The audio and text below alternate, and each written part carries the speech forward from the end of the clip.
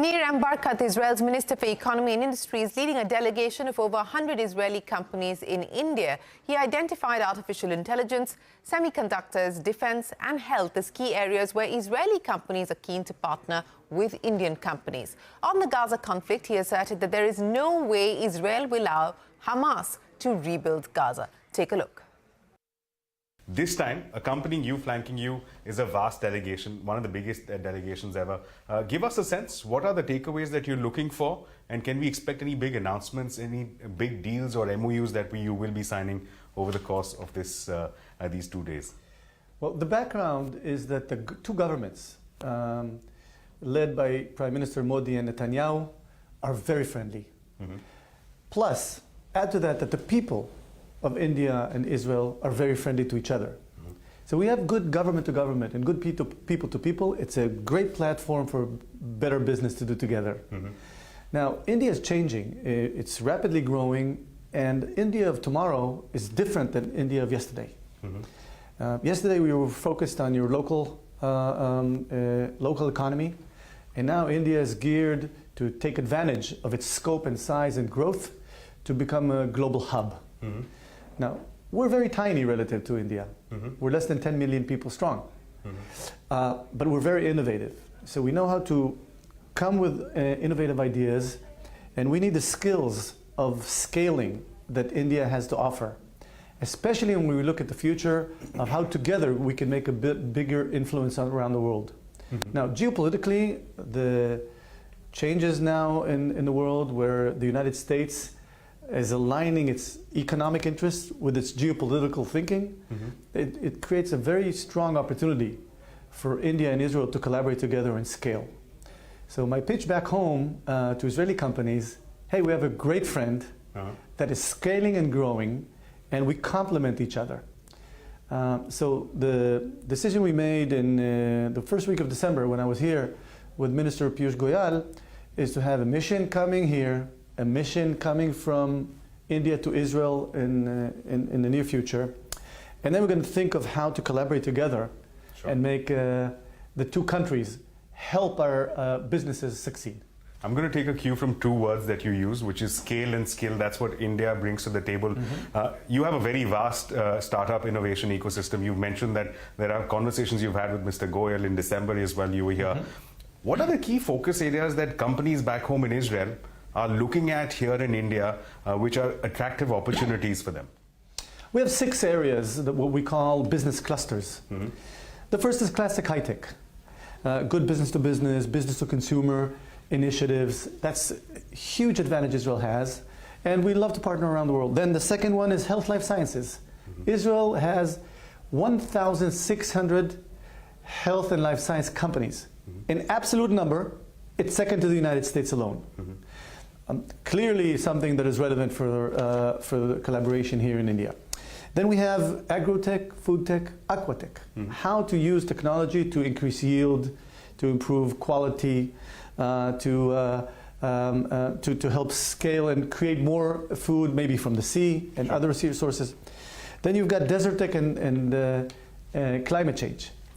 60% of Israel is a desert, and many ideas like drip irrigation and other ideas comes from Israel, from the desert.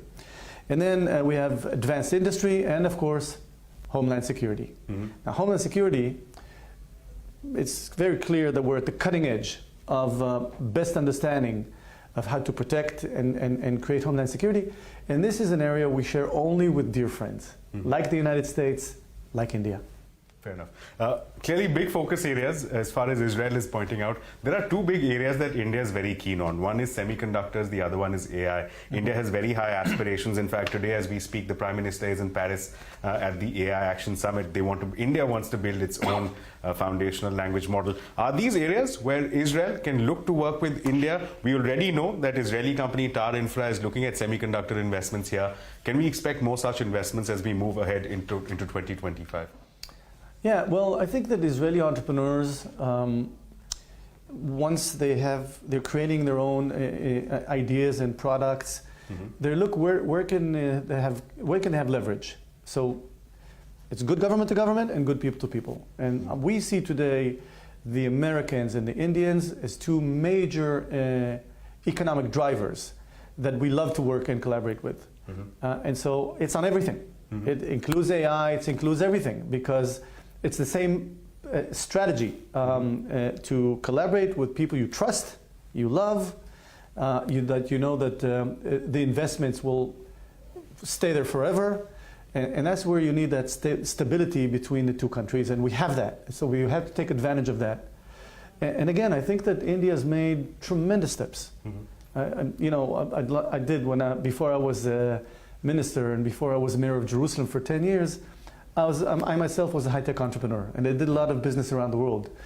At the time, India was not on the radar, and today, it's a huge player in the global marketplace. And I want to compliment Prime Minister Modi and Minister Piyush Goyal for making that huge step forward that enables, that makes India so attractive to do business with. Wonderful. I have two broader questions, and these will be my two final questions. One is with respect to looking ahead at 2025.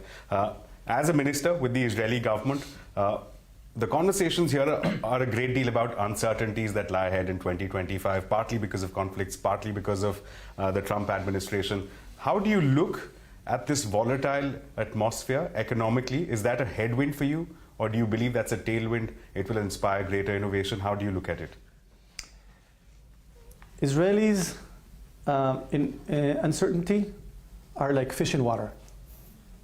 We're used to having that we need creative thinking, out-of-the-box thinking all the time, in all the different scenarios. You understand that Israel, this is a very important point. We have only one Jewish country in the world. They once asked Golda Meir, the Prime Minister of Israel, what's the success story of Israel? And she said, it's simple. We have nowhere else to go. We have to win. We have to understand the changes in the world and to adopt all the time. And from that change and instability, theoretically, we are very innovative to solve challenges that many other countries don't need to solve. And that DNA is what drives us to succeed in the business world. And this DNA is to collaborate in the changing world. We feel probably more than others that we need to adopt very quickly. We had the same with COVID. We were one of the first in the world to challenge COVID and solve problems. And unfortunately, the atrocities that happened to Israel on October 7, it caught us with our, unfortunately, not ready. But look at where we are today. And we've recovered very, very quickly. And we will always win because we have no choice. So I think that's the DNA that you know, some of the people here in India in this trip asked us, how could we learn from Israel on that specific thing? We said, well, we will be happy to share our experience as long as you share your experience, how you scale to such a, so it's a classic match between the two countries. You mentioned October 7th, undoubtedly a tragic moment as far as Israel is concerned. As we near a resolution, there are cues that are coming in from the Trump administration that are referring to it perhaps as the Riviera of the Middle East, moving the Gazans out, having a greater redevelopment of the area is perhaps a solution that they've proposed. Is that a feasible solution to you? Because it's invited very strong reactions in the Arab world, from the broader global community. Is that a feasible solution, or is it more posturing than substance? Well, I think that the world has to decide, the Arab world has to decide when they want to partner with Israel and to expand the Abraham Accords. Israel demonstrated. We have peace with Egypt 40 years. With Jordan, 25 years. The Abraham Accords, more than 4 years. So when somebody wants to have peace with us, they'll find our hand ready to collaborate with them, okay? However, if they decide they want to go the jihadi way and try and create more October 7, they will find a very strong Israel. So they have to decide. The Arabs in Judea and Samaria and the Arabs in Gaza have to decide which way they want to take it. And there's no way in the world that Hamas that took Gaza and embedded terror infrastructure, strong terror infrastructure as part of the civil infrastructure. There's no way we're going to enable them to rebuild Gaza the way it was before. So they have to decide, do they want to build Dubai or Gaza? If they want to collaborate and build Dubai, we'll be happy to collaborate with them as long as they're peaceful and they accept and join the Abraham Accord.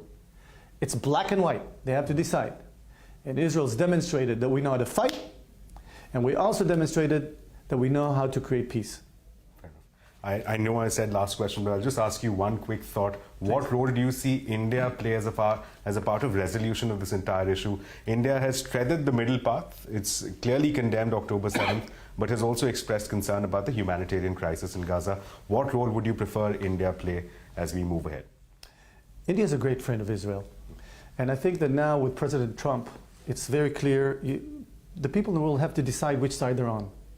There's the side of the free world, the side of wanting to have peace, the side that accepts the fact that we want to have a better world. Now, Israel, what do we export? We export health, food, security.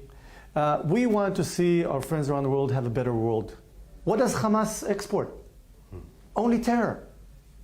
So it's very clear who the bad guys are and who the good guys are. And I think that once that Prime Minister Netanyahu was in Washington last week, Prime Minister Modi is there tomorrow. Yes. I think there's a very clear picture who the good guys are. And thank God we're all, India, the United States, and Israel are on the same side. So our expectation is, let's continue being great friends, do a lot of business together. Don't change. Be the way you are. We love you, and we want to do more business with you. Mr. Barkat, thank you so much for joining us.